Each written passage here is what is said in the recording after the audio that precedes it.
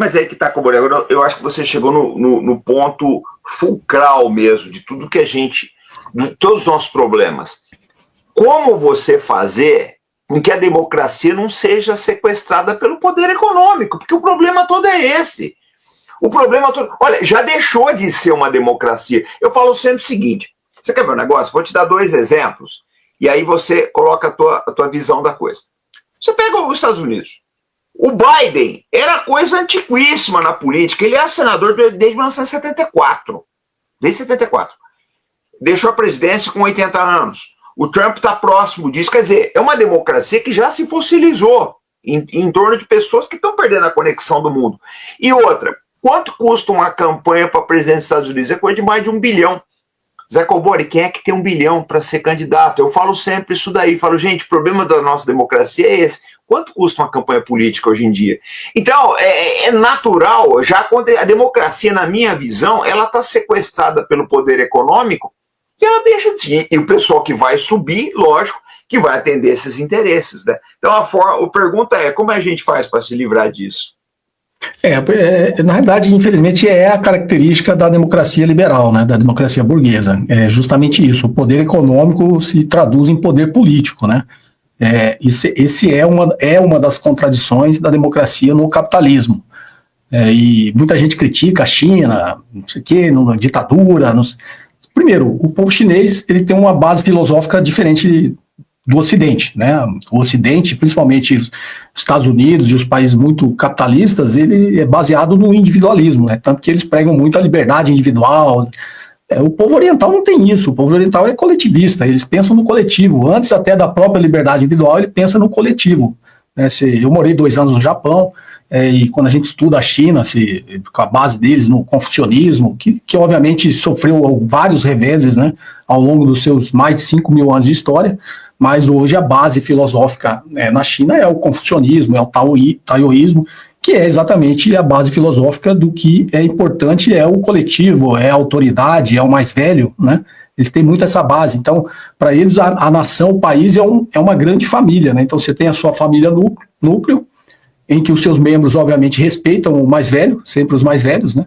Não só um respeito que é o respeito que, às vezes, no Ocidente a gente acha que é ter medo, não é? É o respeito genuíno de levar em consideração a experiência dos mais velhos, né?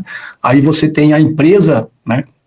E a comunidade onde aquela família está, que é, digamos, a outra grande família dele, e a nação como toda é uma grande família que engloba tudo. Então, tem até um livro bom dessa Peio Jin, né?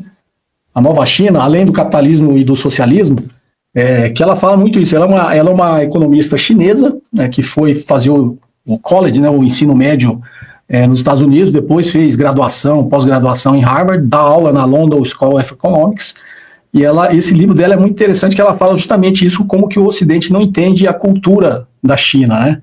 E o que ela cita isso é justamente o que eu estou falando, que quando ela chegou lá, e durante muito tempo, ela fala até hoje que ela vai dar palestra, as pessoas ficam lá, mas como que é viver lá numa ditadura, que lá não pode ter o WhatsApp, não pode ter o Facebook, como que é o autoritarismo? Ela fala, gente, o chinês não tem essa preocupação. O que ele está pensando, até uma própria, acho que a Harvard Kennedy School fez que é uma instituição americana, quase um think tank americano, fez uma pesquisa de prioridades do que seria na China e nos Estados Unidos, e na própria pesquisa feita pelos americanos está lá que liberdade não é uma prioridade para eles, né? Acho que na China, prioridade para o chinês é segurança, 93%. Sim. A liberdade, que a gente chama no Ocidente de liberdade individual, estava lá com 30 e poucos por cento só. E que era o inverso nos Estados Unidos. Nos Estados Unidos está a liberdade, 90 e tantos por cento. Então, assim, o conceito de liberdade que o Ocidente tem não é o conceito de liberdade que o Oriental tem, né? Até porque não é um valor absoluto para eles, uma liberdade individual. O mais importante para eles é que o coletivo esteja bem, né? Então, quando a gente vê comportamento, até brinquei na Copa do Mundo, né, tá os japoneses lá juntando lixo no estádio, e todo mundo fica abismado, não entende aquilo, é porque eles têm a visão do coletivo. Se eu sair daqui e deixar o negócio sujo, os próximos chegar aqui vão achar um lixo isso aqui. Então, eu vou embora, por mais que não tenha sido eu que joguei o lixo aqui, eu vou limpar, vou deixar limpo para o próximo, né? E é uma coisa difícil para o Ocidente entender. Então a gente quer entender a ascensão da China, você tem que entender a cultura da China, você tem que entender os valores para eles, o que é prioridade.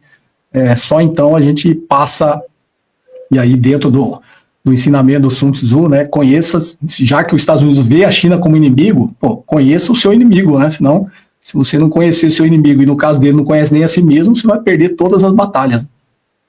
Mas, Zé, esse é um problema geral que eles têm, isso que é meu negócio. Eu analiso muito as declarações dos generais da OTAN em geral. Passo o tempo todo aqui no canal, a produção militar nossa é muito grande, né? Quase 14 horas por dia analisando essas coisas aí. E o que eu noto é que esses caras são autocentrados, eles não estudam outros povos. Não é só o chinês, não estudo o russo, não estudo o iraniano, não estudo o norte-coreano. Eu vi uma declaração do general da OTAN essa semana, não vou nem citar o nome, uma questão assim até de ética, né? Mas ele falou, a Rússia não tem munição para fazer isso. Como é que você sabe, meu amigo? Como é que você sabe? Vocês, há 3 anos atrás, falaram que a Rússia estava ficando sem munição. E eles estão derretendo a Ucrânia. Quer dizer, é uma característica do ocidental não tentar... É uma soberba tão grande, sabe? Uma certeza tão grande de que é superior que eles não se dignam a analisar outros povos. E esse acho que pode ser o início da ruína.